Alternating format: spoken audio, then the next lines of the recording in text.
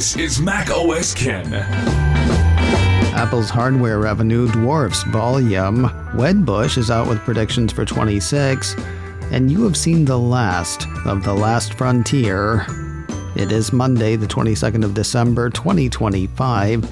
I'm Ken Ray, and this is news from macOS Ken, brought to you by yours truly and sponsored by Copilot Money, making your money feel clear, calm, and fully yours. Get a 2-month free trial with offer code macOSKen at try.copilot.money/macOSKen. This show is also supported by people like you, patrons through Patreon. Find out more and add your support at patreon.com/macOSKen.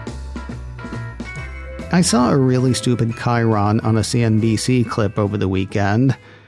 Chyron is that word thing at the bottom of the screen on a newscast or talk show or whatever. And yeah, I know chyrons aren't technically chyrons anymore, but most Xeroxes aren't Xeroxes either, so take that.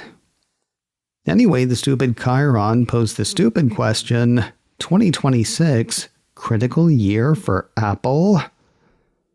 Okay, stupid may not be the right word. Disingenuous might be a better one, or the viewing equivalent of clickbait. Feels to me like that blurb at the bottom of the screen was meant to grab attention, to instill a sense of worry and make people stay locked in. That said, it was under a guy who just moved his rating on Apple from sell to hold, according to Apple 3.0.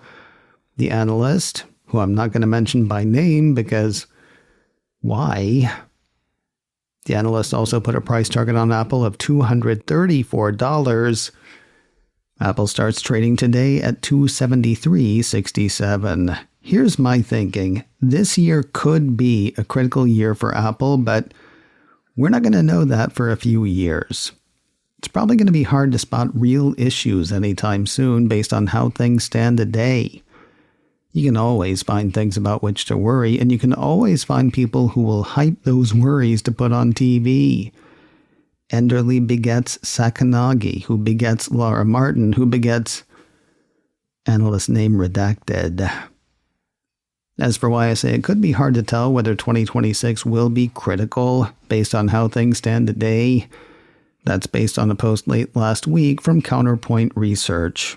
They've run estimates on 5 Apple products, what their global market shares were in the September quarter, and what share of global revenue they took in their respective segments. You will not be surprised to hear it was a buttload. Running through the numbers by Counterpoint's count, iPhone had a global market share of 18% by volume. I'm assuming that's smartphones, not cell phones across the board. Whichever it is, though, Apple is cleaning up. That 18% by volume accounted for 44% of the segment's worldwide revenue. In tablets, iPad had a global market share of 24% by volume and took 57% of the global tablet revenue. The MacBook took 11% of the laptop segment by volume, but accounted for 27% of laptop revenue worldwide. Apple Watch accounted for 23% of the smartwatch space, while grabbing 38% of that segment's global revenue. And finally, AirPods made up 21% of its market by volume, but accounted for 45% of global revenue for the segment. And let us not forget services. Showing double-digit growth for the 9th consecutive quarter, the piece points out that revenue for Apple services crossed $100 billion for the first time for a financial year. While there are competitors for those, Counterpoint says Apple's ecosystem becomes more powerful with services integrated at multiple touch points of core use cases like storage, payments, insurance, and entertainment. Numbers like those are not likely to stop on a dime. Yes, 2026 could be a critical year for Apple. If it is, though, I think it's going to be historians saying so looking back, not a guy who's missed Apple for at least a year, calling it a few weeks out. Wedbush analyst Daniel Ives is out with his top 10 tech predictions for 2026, 9 of which I just don't care about. Okay, 7 of which I don't care about. That's because they're mostly about AI. For the record, I do think AI has its uses, but I don't think it's writing or drawing or acting. Also, I am personally worried about a bubble. And Mr. Ives gets that. Seeking Alpha has the analyst prefacing his list saying the tech world and investors are both excited and nervous about the AI revolution. On the one hand, this is a fourth industrial revolution taking shape with the US leading China on tech for the first time in 30 years, while on the other hand, the trillions of dollars needed to reach the heights of enterprise and consumer AI revolution have caused nervousness and doubters among investors. While he does not call it a crapshoot, he does say the level of anticipation on both sides speaks to 2026 being an inflection point year for the AI revolution build-out. Of his top 10 predictions, here are the 3 that interest me as recounted by Seeking Alpha. The analyst said tech stocks will be up over 20% in 2026 as the second, third, fourth derivatives around the AI revolution take shape across software, chips, and infrastructure. Next, Ives and his team said that Apple and Google will announce a formal AI partnership around Gemini that will cement a real AI strategy for Apple. This will ultimately be a subscription service launched in the Apple network and lead to the iPhone maker achieving a $5 trillion market cap in 2026. For the record, I'm not saying I agree or disagree with these, just doing the ones I find interesting. Or funny, like this last one. Tesla will successfully launch robo-taxis in over 30 cities in 2026 and start to scale volume production of cybercabs, starting the true autonomous era for Elon Musk and company. Again, not saying I disagree, just, well, like I say, I find this one amusing. Did you hear about the power outage in San Francisco Saturday night and all the Waymo robo-cars that just kind of stopped because they didn't know what to do? Do we really want the move fast and break things crowd surrounding us in all lanes? If you dig the voice features in the ChatGTP app for macOS, bad news. That is going away, and soon. A piece from 9 to 5 Mac had OpenAI saying in a recent release note, "We're retiring the voice experience in the ChatGTP macOS app on the 15th of January 2026. This change allows us to focus on more unified and improved voice experiences across our apps. Voice will continue to be available on ChatGPT.com, iOS, Android, and Windows app. No other ChatGPT features on macOS are affected."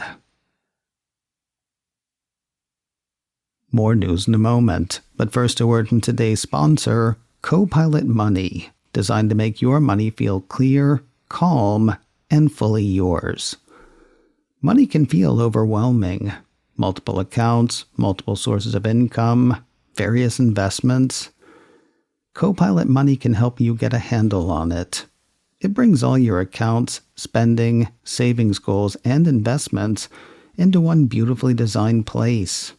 It all starts on the Copilot Money dashboard, which lets you view new transactions, budget categories, recurring charges, and more. While Copilot Money features AI-powered spending categorization, your finances may be a little different, or you may handle them differently. That's why Copilot Money has fully customizable categories, rules, and notifications. And you can use it how you want, with apps for iPhone, iPad, and the Mac, or access Copilot Money on the web. There's even in-app chat support with real humans, which is really good to know. Named Editor's Choice in Apple's App Store, there is a lot to check out in Copilot Money. So check it out at try.copilot.money/macOSken. For a limited time, new users get 26% off your first year after a 2-month free trial with offer code macOS Ken. Start the new year with clarity with Copilot Money. Get a 2-month free trial with offer code macOS Ken and 26% off your first year for new users when you sign up at try.copilot.money/macOSCan. Your money, beautifully organized, now across every device at try.copilot.money/macOSCan. Prediction, warning, maybe a bit of both from both Apple and Google. TechCrunch cites a piece from Business Insider that has lawyers for the two tech titans saying, hey, foreign-born workers, maybe don't go home for the holidays. According to the piece, law firms representing Google and Apple have warned that employees who need a visa stamp to re-enter the U.S. should avoid leaving the country due to longer than usual visa processing times.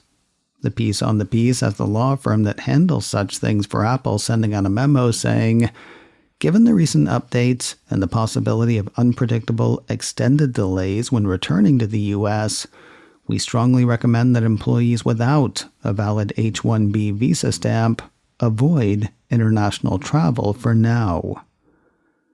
Where were they a few weeks ago?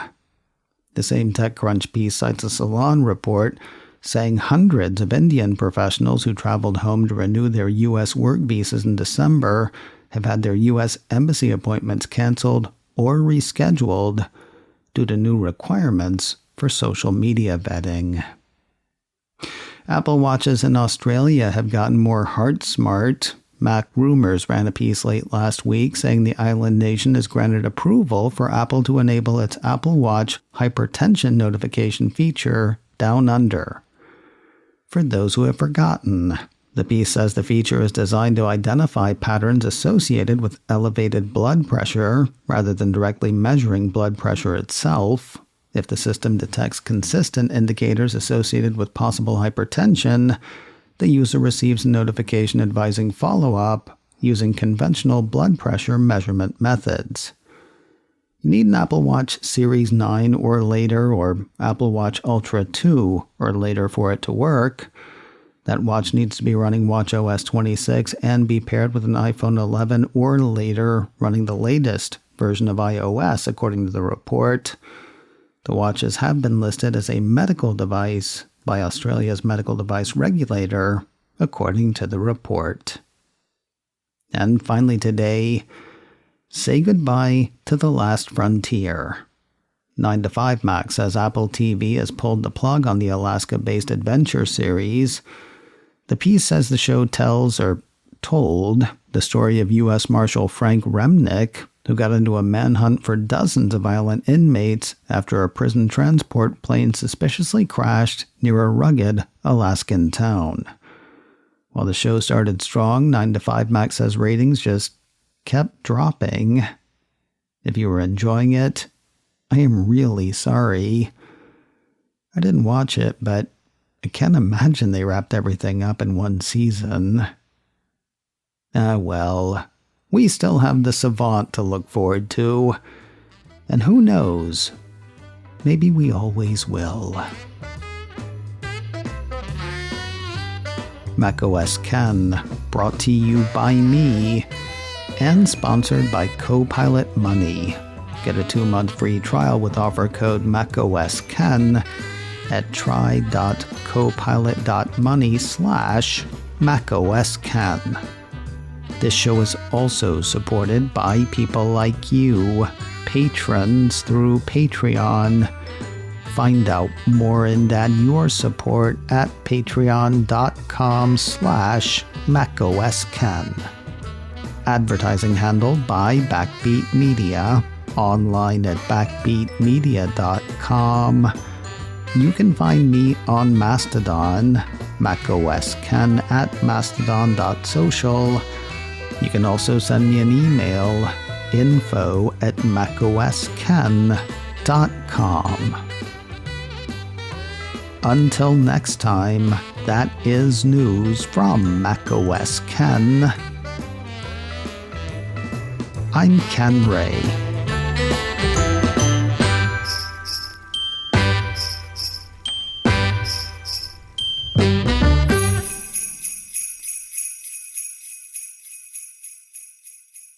Ciao.